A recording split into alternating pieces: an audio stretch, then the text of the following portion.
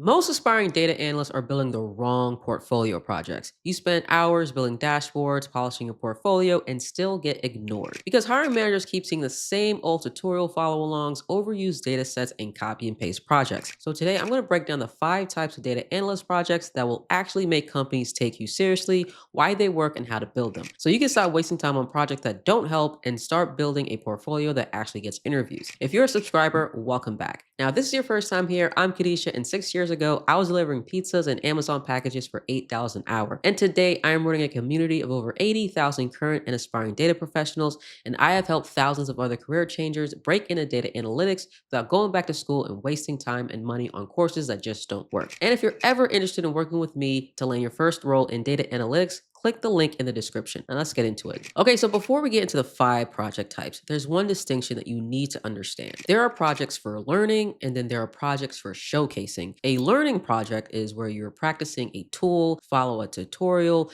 getting comfortable with SQL or Tableau. That is how you're building the skill necessary. But a showcasing project is completely different. That's where it's all about storytelling. It's about the business problem that you solved and the insights that you uncovered. Things that make someone stop scrolling through 100 applications and say, I need to talk to this person. Not every project that you build belongs in your portfolio, but these types of projects do. Okay, so project type number 1, the KPI card dashboard. Before we talk about dashboards, you need to understand how businesses actually run, because this is the most important piece that people skip and why their dashboards usually look like decorations instead of functional tools. Every business, whether it's a hospital, retail chain, SaaS company, nonprofit, runs on KPIs, key performance indicators: revenue growth, customer churn, cost per acquisition, readmission rates. A VP opens up a dashboard Monday morning to answer one question: are we on track or off track? They need that answer in 10 seconds. When churn goes up 5%, that's not just a line trending in the wrong direction.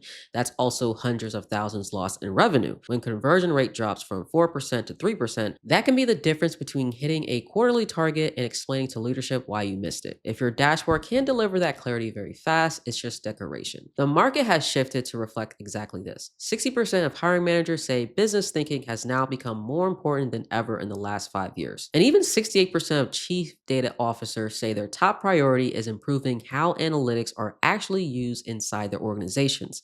Companies don't want more chart makers. They want people who understand what the numbers mean and can organize them to drive decisions. Back in 2012, Jack Dorsey, the co-founder of Twitter at the time, shared that the lack of internal dashboards in the early days of the company caused a lot of confusion and bad decisions that were filled by opinions and not data. So when he first founded his company Square, he made sure KPI dashboards was a top priority, saying, the first thing I wrote for Square was an admin dashboard, and we have a very strong discipline within the company to log everything, measure everything, and test everything. We treat the dashboard analytics and the data as a product. We call it the inference team. Their job is to instrument all usage and infer all action. So here's the move most people miss when they build a dashboard. They lead with the data. The right move is to lead with a question, because the question tells you which data matters and which is just noise. So before you open Tableau or Power BI, before you drag a single field onto the canvas, you need to be able to answer this: what decision does this dashboard exist to make easier? That's it. One decision. For a VP of sales, it might be, are we on pace to hit our quarterly target? And if not, where is it breaking down? Every visual on the dashboard either answers that question or it comes off. That means 3 to 4 KPIs, not 20. In marketing, you're probably looking at cost per lead, conversion rate, and customer acquisition cost. In operations, that can be on-time delivery, fulfillment time, and defect rate. Test every metric with this one question: if this number changes, does it change how someone spends their money or moves resources? If the answer is no, it's not a KPI, it's just noise, and you can remove it from the dashboard. Every number without context is useless. Conversion rate is 3.2% means absolutely nothing to anybody. So every KPI needs a comparison: current versus last period,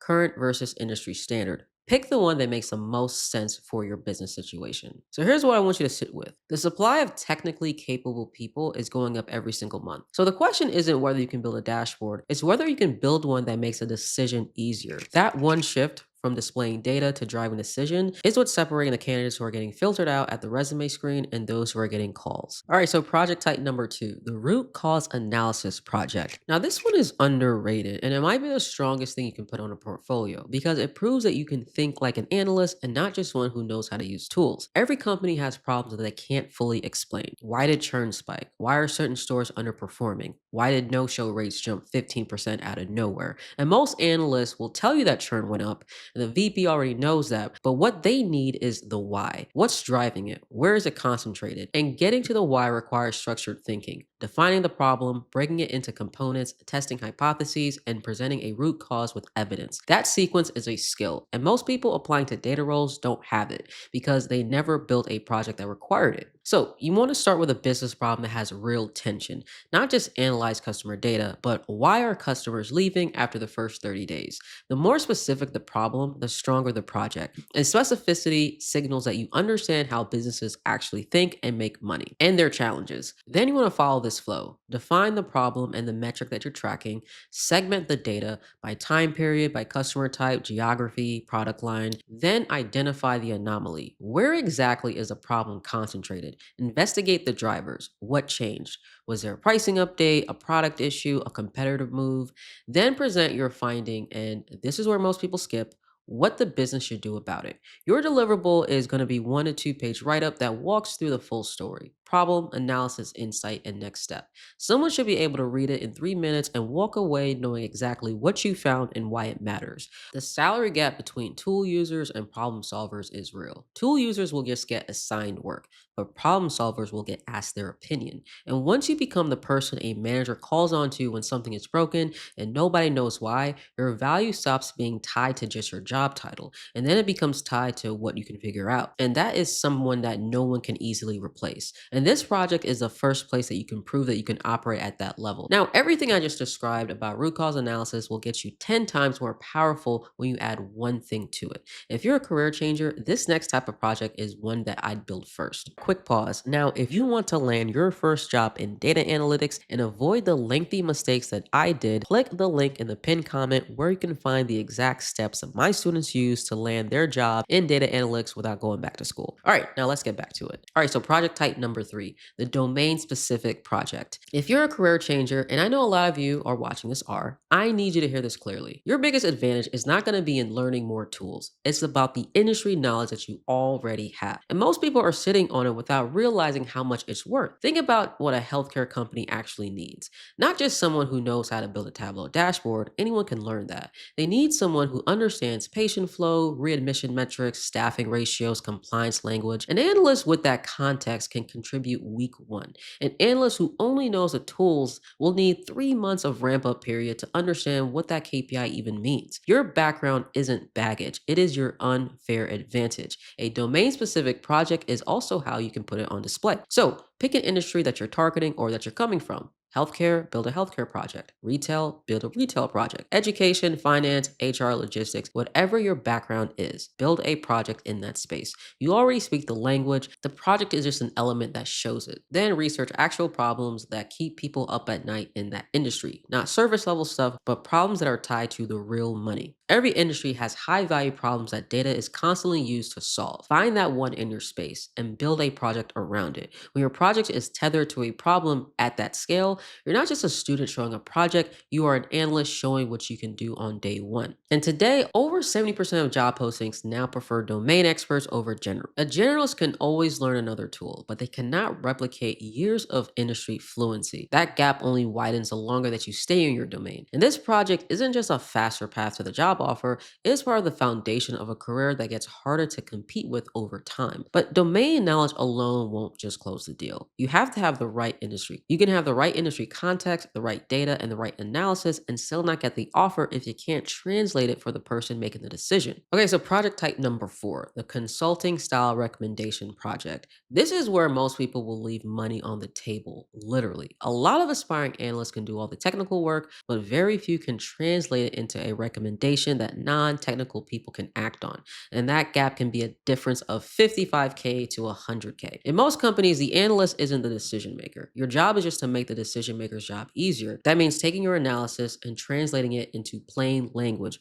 organizing it into a clear narrative, and delivering it in a format that executives or managers can act on quickly. If you can't do that, your analysis just dies in an Excel sheet. For this project, it ends in a mini executive slide deck, 3 to 5 slides, not a Jupyter notebook, not an Excel sheet, and not a raw dashboard. A presentation a stakeholder can open, understand, and act on without you even in the room. Slide 1, action title: lead with the answer first and support it with evidence. Every slide should drive toward a decision. If a slide doesn't move the audience closer to action, just cut it. That is discipline, knowing what to leave out. This is a skill that will separate junior analysts from people who get promoted into high earning roles. Here's a lesson that I learned at my first data job. Data does not speak for itself. An executive scanning a Jupyter notebook or an Excel sheet at 6 p.m. before a board meeting is not going to act on anything that they see. A 3 slide readout with clear recommendations might change the agenda entirely. The analysts who move up faster on the corporate job ladder aren't always the most technically skilled.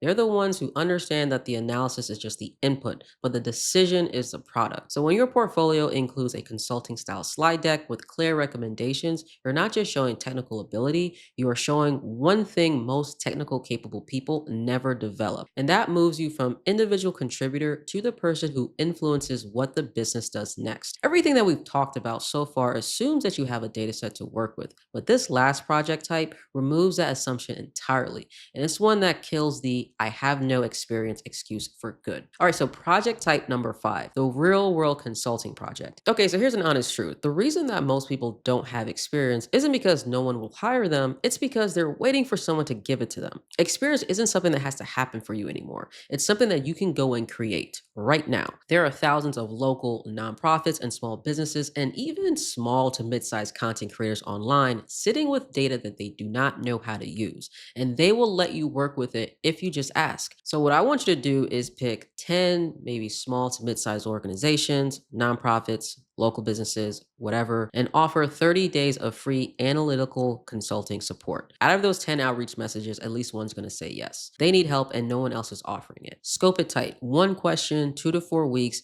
Your deliverables will be a dashboard and a consulting style slide deck. When it's done, ask for a testimonial and ask for a reference. Real work, real data, and a real endorsement. No course can manufacture that for you, and no certificate replaces it. Okay, so after this video, don't just go watch another tutorial. Go look at your portfolio and pick one of the weakest projects that you have and rebuild it and replace it. One project this week. You already have what it takes. Now just go build the evidence. And if you want to see the exact roadmap to help you put all of this into practice, click and watch this next video.